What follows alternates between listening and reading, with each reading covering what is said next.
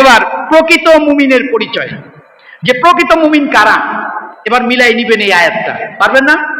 প্রকৃত মুমিনের এখানে অনেকগুলো গুণ আছে, গুনতে গুনতে দেখবেন হয়তো 16-17টা হয়ে যেতে পারে। একটা আয়াতের ভিতরে আল্লাহ মুমিনের গুণাবলী বলেছেন। প্রকৃত মুমিন কারা, এই আয়াত নিজের জীবনের সাথে মিলাই দেখবেন। মিলায়ে যদি দেখেন যে না এটা আমার পক্ষে যায়, আলহামদুলিল্লাহ, আর যদি আমার বিপক্ষে যায় তাহলে ওইটাকে আমার পক্ষে নিয়ে আসার দরকার আছে না নেই? আছে। তাহলে আল্লাহ কবুল করুক, সবাই বলি আমিন। এক নাম্বার হলো ইন্নাল মুসলিমিনা ওয়াল মুসলিমাত, নিশ্চয় যারা মুসলমান পুরুষ এবং নারী, ইন্নাল মুসলিমিনা ওয়াল মুসলিমাত, নিশ্চয় যারা মুসলমান পুরুষ মুসলমান এবং মহিলা মুসলমান, এরা আল্লাহ রাব্বুল আলামিনের খাতায় মুমিন হিসাবে লিপিবদ্ধ। এখন মুসলমান কারা? মুসলমান তো প্রশ্ন করার একটা দরকার আছে। শুধুমাত্র বাপদাদার পৈতৃক সম্পত্তি হিসাবে যে ধর্ম পেয়েছি এটাই মুসলমান ইসলাম না। মুসলমান শব্দের অর্থ হলো, আমি বারবার জুমাগুলাতে বলি যে মুসলমান শব্দের অর্থ হলো স্যালেন্ডার করা। কি করা? আত্মসমর্পণ করা। আত্মসমর্পণ করা কার সামনে? এই জন্য নামাজ আপনাকে শিক্ষা দেয়, যখন নামাজে আপনি দাঁড়ান, নামাজ আপনাকে শিক্ষা দেয় দুইটা হাত তুলে আমি তারপরে হাত বাঁধি। কথা ঠিক কিনা? কি শিক্ষা দিল? যে না তুমি আল্লাহর সামনে কি করো? স্যালেন্ডার করো। আল্লাহর সামনে স্যালেন্ডার করো, দুইটা হাত উঁচু করে আমি বলি আল্লাহু আকবার, তুমি আল্লাহ বলো, তোমার সামনে আমি স্যালেন্ডার করলাম। এটা হলো মুসলমান। এটা হলো কি? মুসলমান।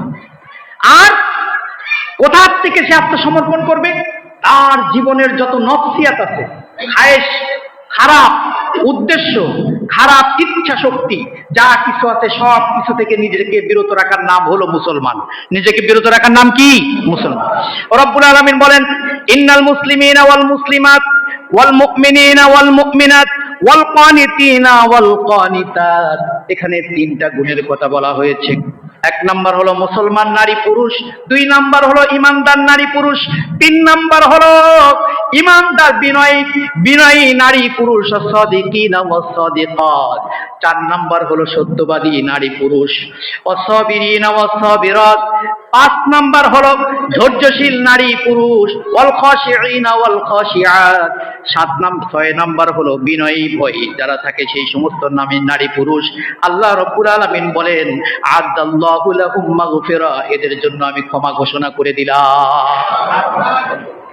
যারা মুমিন, যারা ধৈর্যশীল, যারা ইসলাম গ্রহণ করেছে, মুসলমান, যারা সত্যবাদী, যারা দান করে, যারা বিনয়ী, যারা রুকুকারী, যারা সেজদাকারী, যেই সমস্ত মহিলারা পর্দায় থাকে, রব্বুল আলামিন ঘোষণা করে দিলেন আমি তাদের জন্য জান্নাত প্রস্তুত করে রেখেছি, মাগফিরাত প্রস্তুত করে রেখেছেন। তাহলে মুমিন এমন একজন ব্যক্তি, আল্লাহ মুমিনদের জন্য সূরা আনফালের ভিতরে সুন্দর করে বলেছেন যে মাগফিরাত ওদের জন্যই আছে। কি?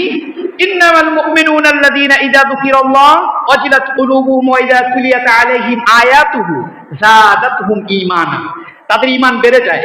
আল্লাহর মহিমা দেখলে মুমিনদের ঈমান কি হয়ে যায়? বেড়ে যায়।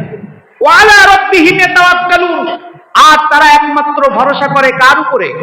আরো আসতে বলেন কার উপরে? তারা কি করে? আল্লাযীনা ইউকিমুনাস সালাতা ওয়া মিম্মা রাযাকনাহুম ইউনফিকুন। তারা আল্লাহর এই জমিনে নামাজ প্রতিষ্ঠিত করার আন্দোলনে শরীক হয়, আর আল্লাহ যে রিজিক দিয়েছে এই রিজিক থেকে আল্লাহর রাস্তায় কি করে? ব্যয় করে। উলাইকা হুমুল মুমিনুনা হাক্কা, আল্লাহ বলেন এরাই হলো প্রকৃত মুমিন। সুবহানাল্লাহ। উলাইকা হুমুল মুমিনুনা হাক্কা, হাক্কুন অর্থ হচ্ছে হক, সঠিক মুমিন এরাই, যারা নামাজ পড়লো, যারা আল্লাহর কালেমার কথা বললে ঈমান একবারে উজ্জীবিত হয়ে যায়, এবং যারা নিজের রিজিক থেকে আল্লাহর রাস্তায় দান করলো, এরাই হলো সঠিক মুমিন। পুরস্কার কি? আল্লাহ রাব্বুল আলামিন পুরস্কার ঘোষণা করছেন মাগফিরাহ। উলাইকা হুমুল মুমিনুনা হাক্কা লাহুম দারাজাতুন ইনদা রাব্বিহিম মাগফিরাতুন ওয়া রাহমা। এদের জন্য দুইটা পুরস্কার আল্লাহ রেখে দিয়েছেন। এক নাম্বার হলো তাদের জন্য ক্ষমার দরজা আমি খুলে দিলাম, আর দুই নাম্বার হলো তাদের মর্যাদা আমি বাড়িয়ে দিলাম। তাহলে মুমিন হওয়ার দরকার আছে না নেই? এটা ঘোষণা কার? আল্লাহ।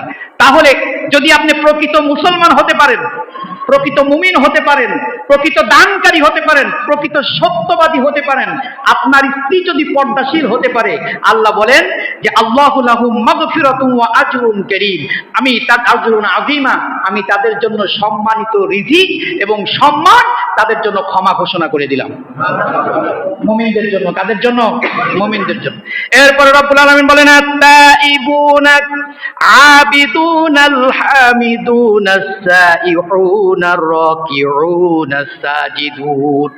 রব্বুল আলামিন বলেন লিহুদুদিল্লাহ ওয়া বাশশিরিল মুমিনিন, মুমিনদের সুসংবাদ দেন। তারা কারা? এক নাম্বার হলো তওবাকারী মুমিন। মুমিন সব সময় আল্লাহর সামনে তওবা করবে। কার কাছে? আল্লাহর কাছে তওবা করবে, আল্লাহর কাছে মাফ চাইবে, ক্ষমা চাইবে। তওবা করার মর্যাদা যে কত বেশি, তওবা করার মাধুর্যতা যে কত বেশি, এটা একটা হাদিস না বললে বুঝতে পারবেন না। আল্লাহর কাছে আপনি তওবা করলে আল্লাহ যে কত খুশি হয়, কত রাজি হয়।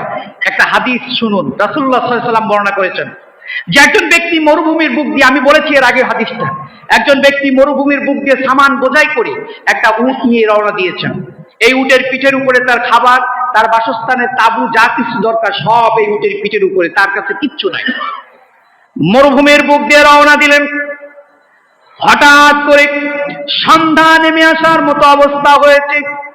ক্লান্ত বোধ করেছেন। একটা টিলার উল্টা পাশে, যে পাশে সূর্যের ছায়া আসে, সেই পাশটাতে এই পথিক ঘুমিয়ে গেছেন। মুসাফির ঘুমিয়ে যাওয়ার পরে তার যে সামান বোঝাই উটটি ছিল, উটটি সেখান থেকে চলে গেছে।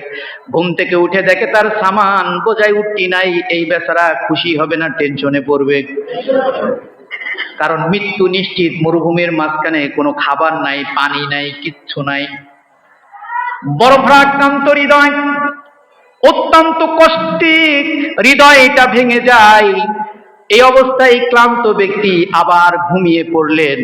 ঘুমিয়ে পড়ার পরে ঘুম থেকে জেগে দেখেন সেই সামান বোঝাই উটটি সেখানেই আছে।